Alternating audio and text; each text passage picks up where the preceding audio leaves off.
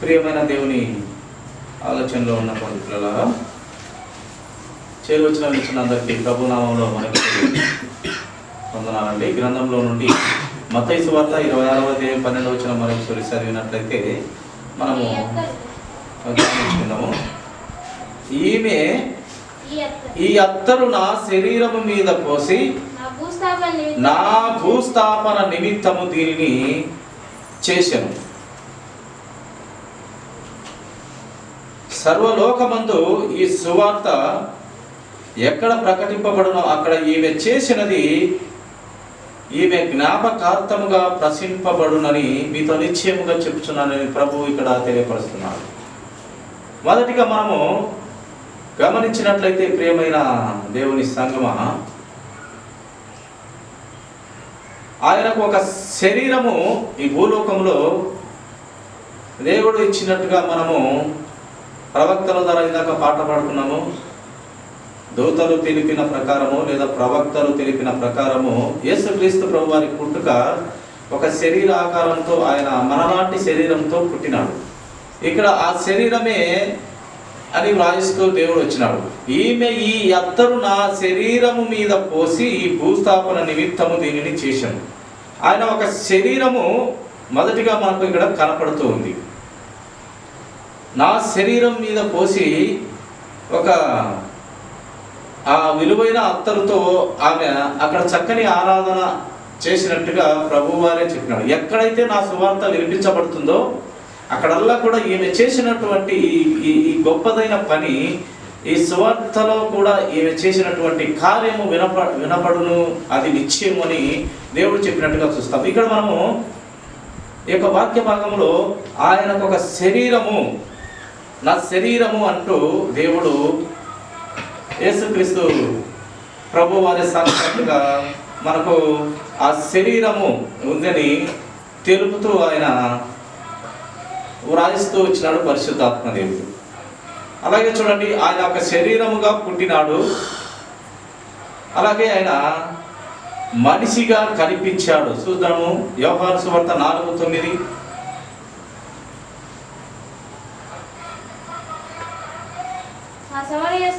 ఆ సమరయ స్త్రీ, యూదుడవైన నీవు సమరయ స్త్రీవైన నన్ను దాహమునకు కిమ్మని ఏలాగు అడుగుచున్నావని ఆయనతో చెప్పెను.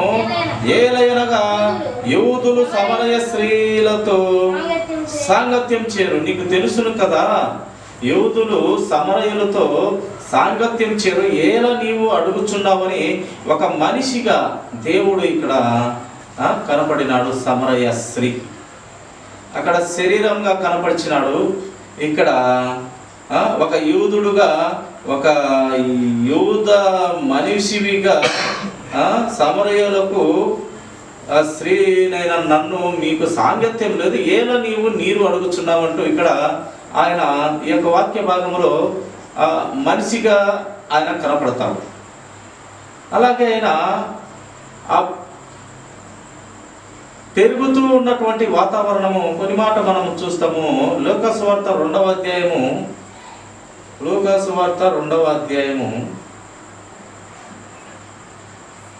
40వ వచనం ఒక మాట చదువుకుందామండి.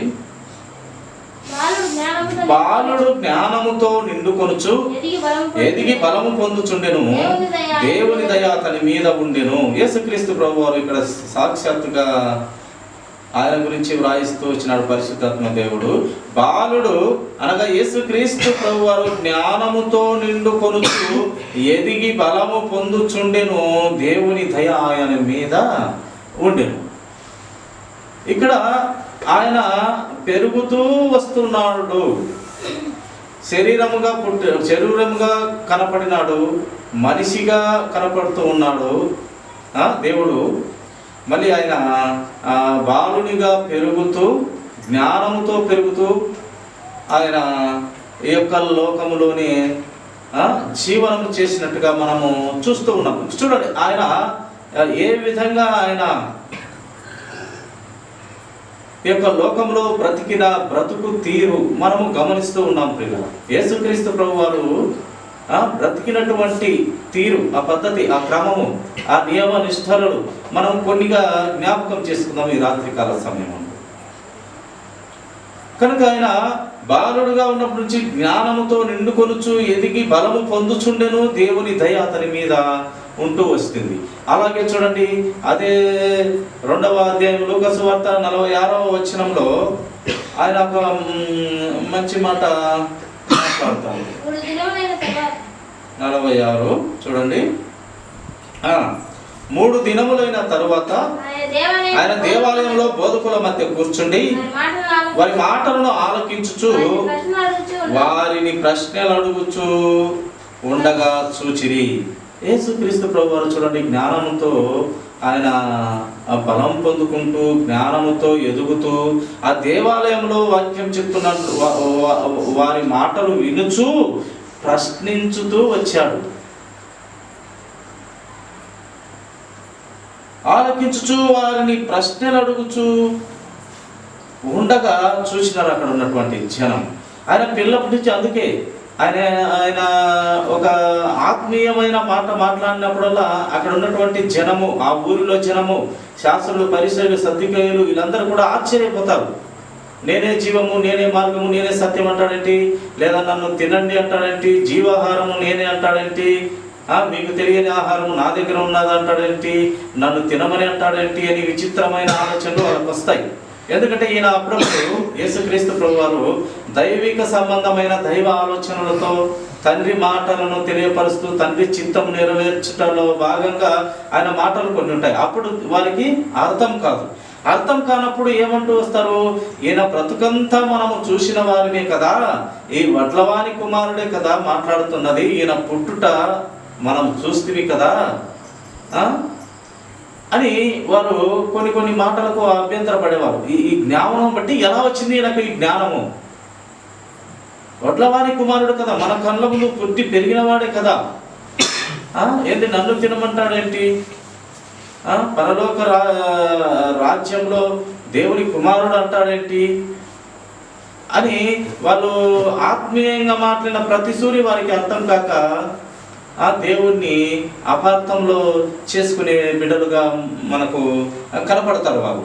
అందుకే ఈయన చూడండి, ఆ యొక్క ధర్మశాస్త్రము వాళ్ళు చెప్తూ ఉండగా బాగా వినుచు 3 దినములైన తర్వాత ఆయన దేవాలయంలో బోధకుల మధ్య, బోధక చేసే వారి మధ్య, వాక్యం చెప్పే వారి మధ్య, ఆ యొక్క ధర్మశాస్త్రము చెప్పే వారి మధ్య కూర్చుండి వారి మాటలను ఆలకించుచు, వారు చెప్తున్నటువంటి మాటలు యేసుక్రీస్తు ప్రభువారు శ్రద్ధగా ఆలకించుచు వారిని ప్రశ్నలు అడుగుచూ ఉండగా చూచింది.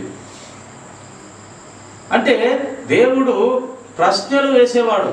అంటే వారి జ్ఞానము ఎంతవరకు ఉంది, వీరి జ్ఞానము ఎంతవరకు వీళ్ళు వాక్యముతో ఉన్నారు, ధర్మశాస్త్రముతో కట్టుబడి ఉన్నారు, ధర్మశాస్త్రము ఎంతవరకు వీరికి అర్థమవుతుంది అంటూ ఆయన ప్రశ్నలు వేసే దేవుడుగా యేసుక్రీస్తు ప్రభువారు బాల్య దశ నుంచి ఆయన ఆ దేవుని జ్ఞానం పొందుకుంటూ వచ్చినాడు. అలాగే చూడండి, అదే 2వ అధ్యాయం లూకా సువార్త 52వ వచనం ఒక మాట, చివరి మాట అయినటువంటి మాట చదవమ్మా. యేసు జ్ఞానమందును వయస్సునందును దేవుని దయయందును మనుషుల దయయందును వర్ధిల్లుచుండెను. మనుషుల దయ ఎందుకు? యేసుక్రీస్తు ప్రభువారికి సర్వలోకమును తయారు చేసిన సృష్టికర్త మనుషుల దయ అవసరమా అంటే అవసరమే అయింది. దేవునికి మనుషుల దయ అవసరం అంటే చూడండి, ఇక్కడ వ్రాయిస్తూ వచ్చినాడు పరిశుద్ధాత్మ దేవుడు. యేసుక్రీస్తు ప్రభువారు చూడండి, ఆ పరిశుద్ధాత్మ దేవుడు లూకా గారి ద్వారా వ్రాయిస్తూ వచ్చినాడు. యేసు జ్ఞానమందును వయస్సునందును దేవుని దయను మనుషుల దయ యందును వర్ధిల్లుచూ ఉండెను.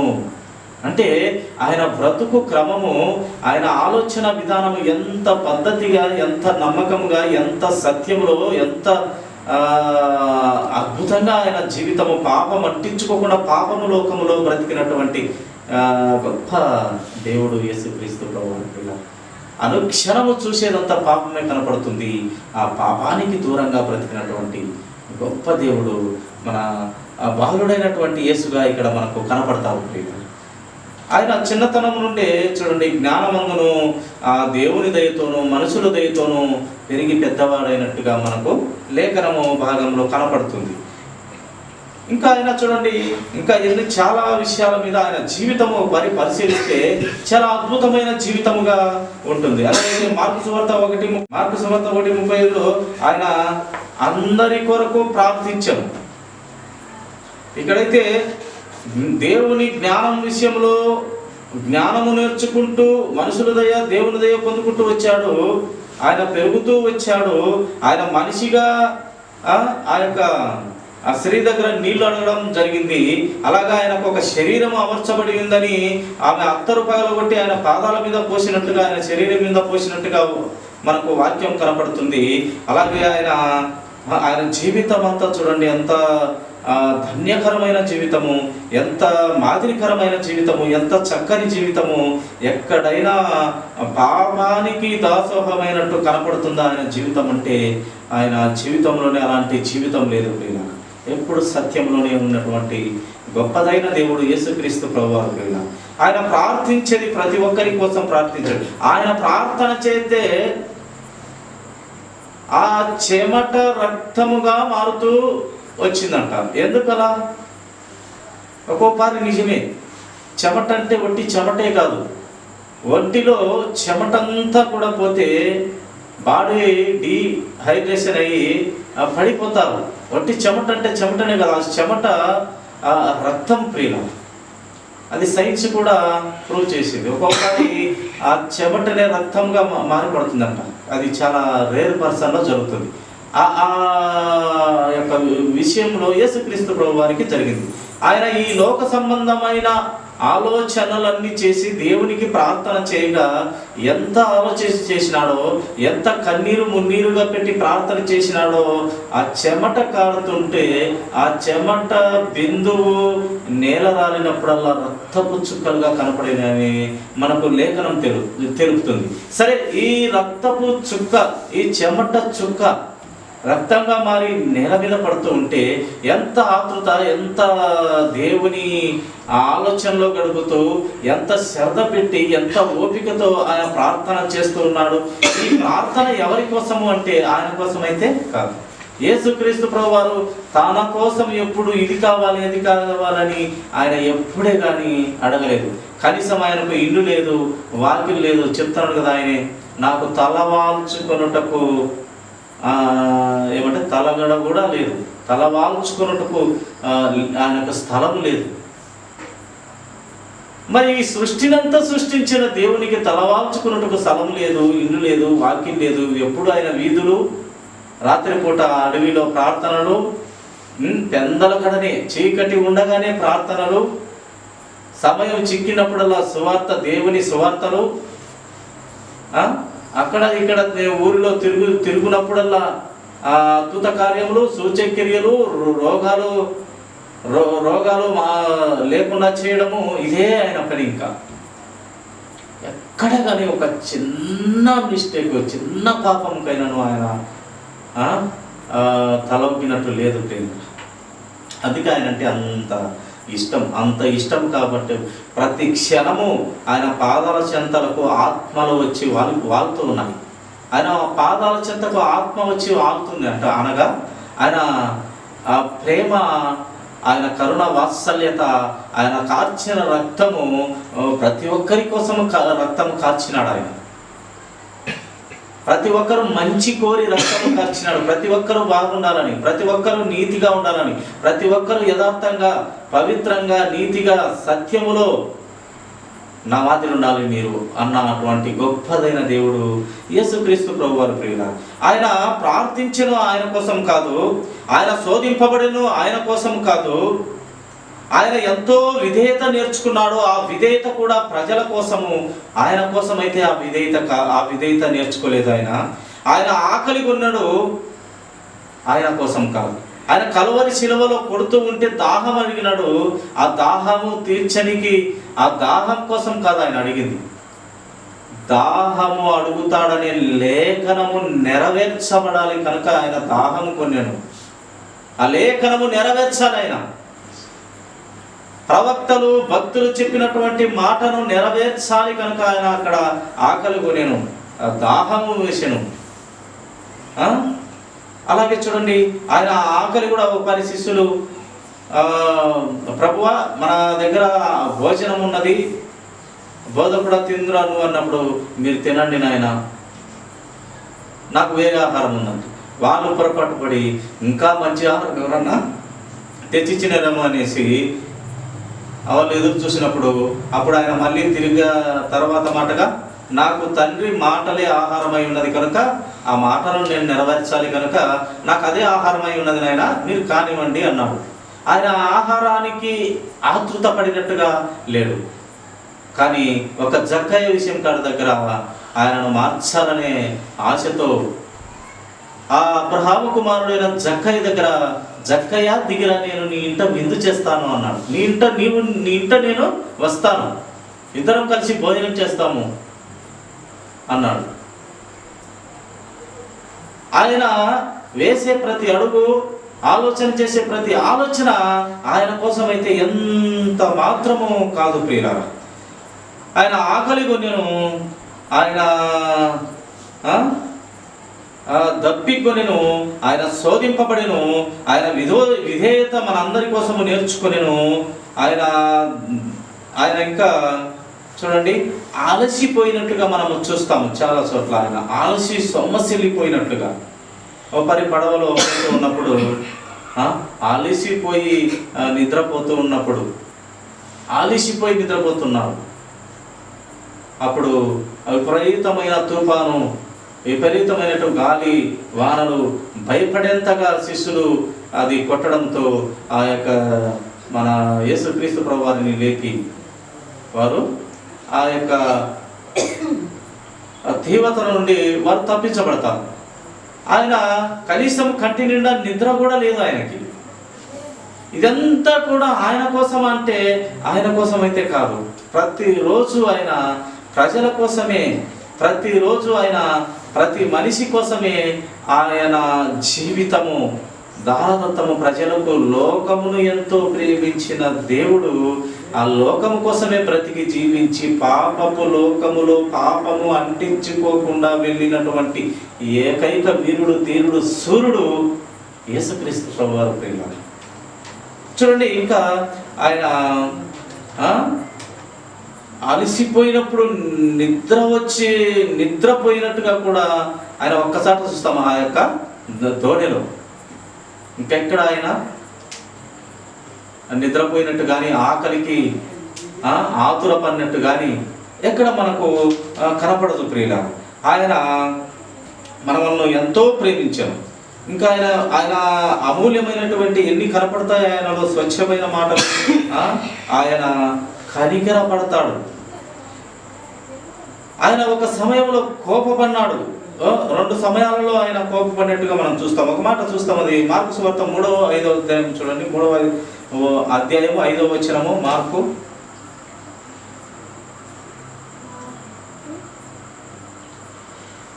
3వ అధ్యాయము 5వ వచనం.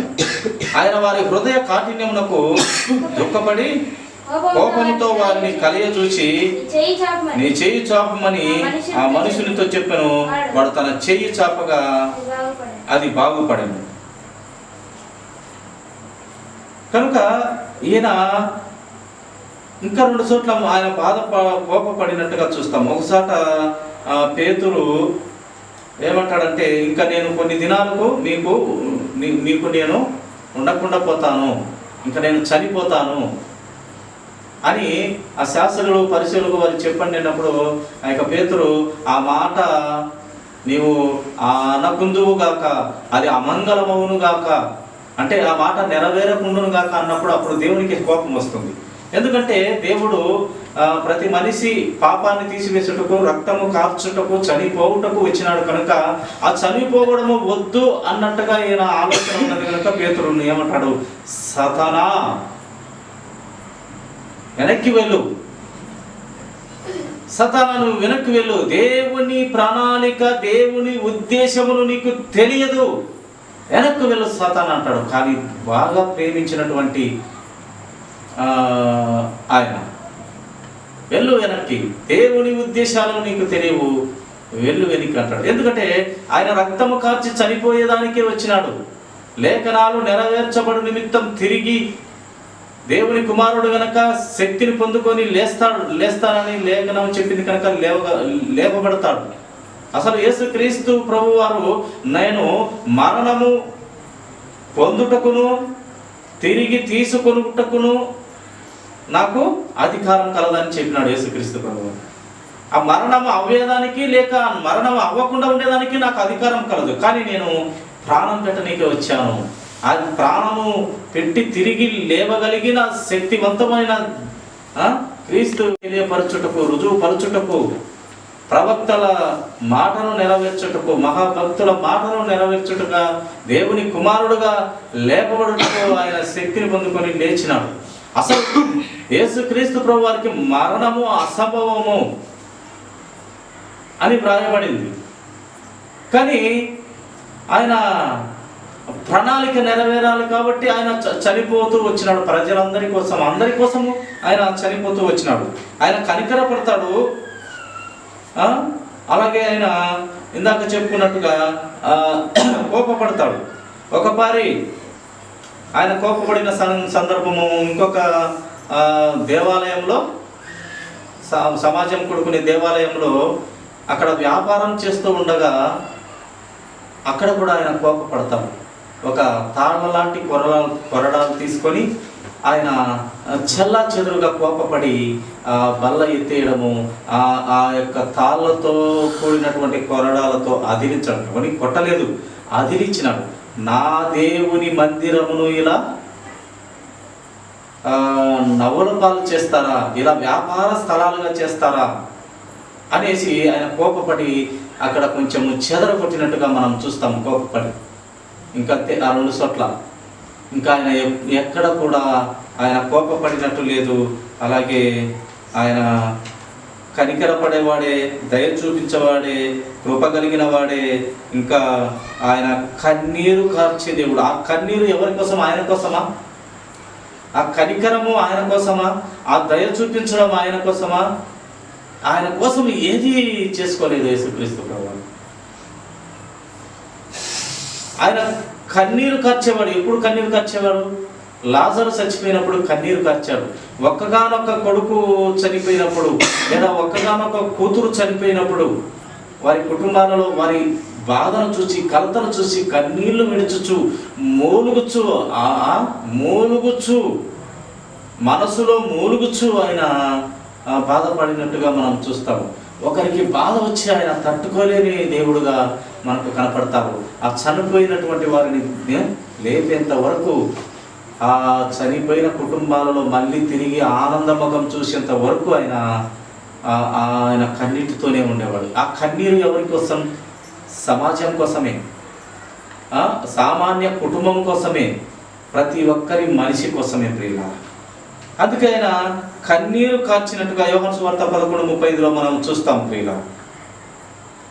అలాగే ఆయన ఎప్పుడు ముఖములో సంతోషము, ఆనందము కనపడేది. ఆయన శ్రమ ఎక్కువ అనుభవించిన దేవుడుగా మనకు చూస్తాం.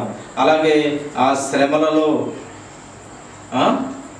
ఆ యొక్క కల్వరి శిలువలో శ్రమలను, ఆ బాధలు, వేదన, ఆ కొరడాలతో చీల్చబడుతూ, అలాగే ఆ యొక్క తలకు ముళ్ళ కిరీటం అమర్చబడినప్పుడు, అలాగే ఒక ఈటతో ప్రక్కపు బల్లెపు పోటు పడిచినప్పుడు,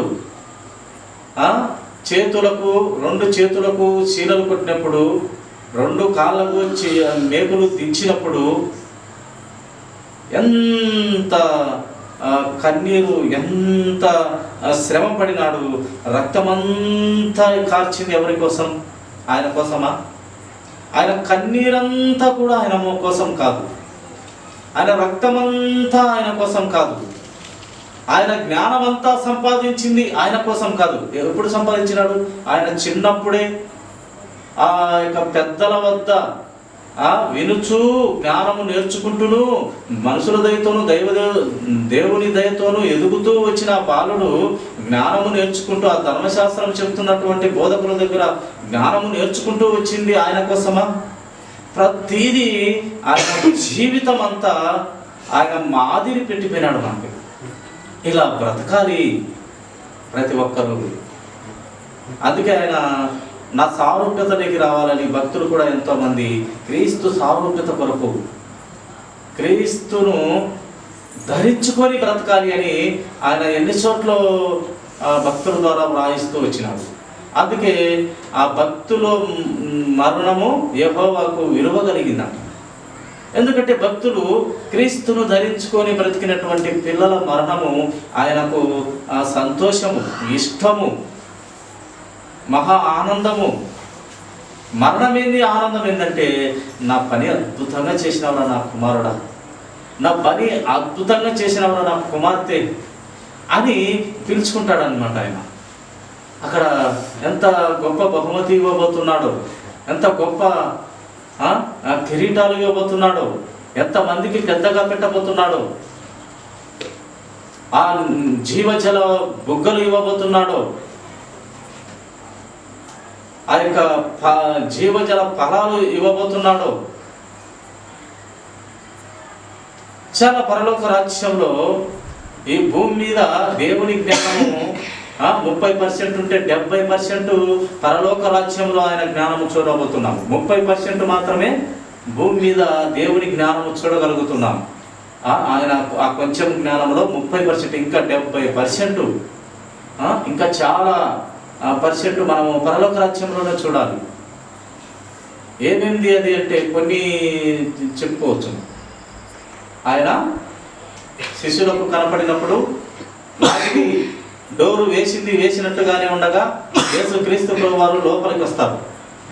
డోరు తీసి రాడు ఆయన, డైరెక్ట్గా తలుపు వేసినట్టుగా ఉండగానే లోపలికి వచ్చేస్తారు. అది ఒక దేవునికి తెలిసినటువంటి విద్య. ఆ విద్య కూడా మనకు అక్కడ నేర్పిస్తాడు ఆయన, ఏది దాచడు ఆయన. కానీ అన్నీ ఇక్కడ అవసరం లేదనేసి కొన్ని పరలోక రాజ్యంలో నిన్ను హెచ్చు స్థాయిలో చూడాలని, నిన్ను ఆ కిరీటం ధరింపజేసి చూడాలని, నిన్ను కొంతమందికి పెద్దగా నీవు దేవుని వాక్యాన్ని లేక దేవుని జ్ఞానాన్ని వివరిస్తుంటే నీ తండ్రి, నీ రాజు, నీ యొక్క తండ్రి అక్కడ చూడాలనుకుంటూ ఉన్నాడు. కనుక చాలా జ్ఞానము పరలోక రాజ్యంలో మనము ఇంకా చూడబోతాం. అయితే ఇక్కడ బైబిల్లో ఆయన చెప్పిన మాటలన్నిటి ప్రకారం మనము నడుచుకునే పిల్లలంగా ఉండాలి ప్రియులారా.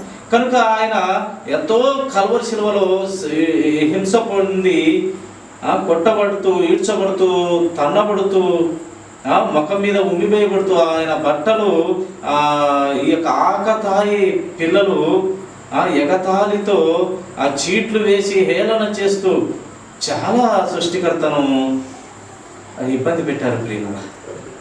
రక్తమంతా కార్చింది మన కోసమే, ఆయన కోసమైతే కాదు. సమాధి చేయబడెను, అలాగే తిరిగి లేచినాడు, మరణపు ముళ్ళు విరిచినాడు. ఆయన అనేక మందికి చనిపోయిన తర్వాత 3వ దినాన లేచి అనేక మందికి కనపడినాడు. కనపడిన తర్వాత మళ్ళీ తిరిగి ఆయన వెళ్ళాడు. మళ్ళీ నేను వస్తాను అన్న దేవుని కోసం నిరీక్షణతో మనము ఎదురు చూస్తూ ఉన్నాం. మళ్ళీ వస్తాను, నేను పరిశుద్ధాత్మ దేవుని మీకు ఇచ్చేసి వెళ్తున్నాను, నేను తిరిగి వస్తాను. ఆ పరిశుద్ధాత్మ దేవుడు మిమ్మల్ని ఎలా నడిపిస్తాడంటే నా సారూప్యత వచ్చు వరకు ఆయన మీకు తోడుగా ఉంటాడు. నా సత్యము మీలో కనపడేంత వరకు ఆయన తోడు మీకు ఉంటుంది. ఆయనలాగా మీరు ఉండేదానికి ఆయన కృప చూపుతూ ఉంటాడు మీకు. పరిశుద్ధాత్మ దేవుడు చాలా సహాయపడతాడు మీకు. ప్రతి విషయంలో మిమ్మల్ని మేలుకొల్పుతాడు, ప్రతి విషయంలో జ్ఞానం ఇస్తాడు, బుద్ధి ఇస్తాడు, వివేచన ఇస్తాడు, మీకు తోడుగా ఉంటాడు, మీ హృదయంలోనే ఉంటాడు అని దేవుడు మనకు భరోసా ఇచ్చి, పరిశుద్ధాత్మ దేవుని మనకు ఆయన వెళ్ళి పంపించి, మళ్ళీ నేను వస్తాను నా కుమార్తెలరా, నా కుమారులరా, నేను చెప్పిన ప్రకారం నా బ్రతుకు, నా మాదిరికరమైన బ్రతుకులో మీరు కూడా బ్రతకండి, నా సారూప్యత వచ్చేంత వరకు ప్రార్థన ద్వారా జయం పొందండి, జ్ఞానము నేర్చుకోనండి అని ఆయన బ్రతుకు మనకు గొప్ప మాదిరిగా, ఆయన బ్రతుకు మాత్రమే కాదు, మహాభక్తుల బ్రతుకులు, మహాప్రవక్తల బ్రతుకులు, ఒక సాధారణమైన మనుషులు కూడా దేవునితో భయం భక్తులు కలిగి బ్రతికిన వారి బ్రతుకులు మన బ్రతుకులు మార్చాలని గ్రంథంలో పొందుపరిచినాడు. అట్టి స్థితిలో మనము గొప్ప సాక్షి సమూహం గ్రంథంలో పెట్టినాడు కనుక అట్టి స్థితిలో మనం ముందుకు మెట్టు మనము ఎదగాలని, మనము యథార్థవంతులుగా నీతిమంతులుగా తీర్చిదిద్దబడాలని గొప్ప గ్రంథం మనకు ఇచ్చి గొప్ప సాక్షి సమూహాన్ని గ్రంథంలో పెట్టి మనల్ని అక్కడ మంచి తల ఎత్తుకొని తిరిగే బిడ్డలుగా చూడాలనుకున్న గొప్ప దేవునికి ఆయన ఆలోచనలో మనం బ్రతుకుదాము, ఆయన చింతము, ఆయన కోసమే బ్రతుకుదాము, ఆయన వాక్యాన్ని ప్రేమించి ఆయనను ప్రేమించి ఆయన కోసమే ఇచ్చిన జీవితాన్ని ఆయన కోసమే మనము బ్రతికితే మనకు మంచిది కనుక, ధన్యత కనుక అటు స్థితిలో దేవుడు అందరికీ ఆశీర్వాదం ఇచ్చునుగాక. అందరి హృదయాల్లో ఆయన అటుదైన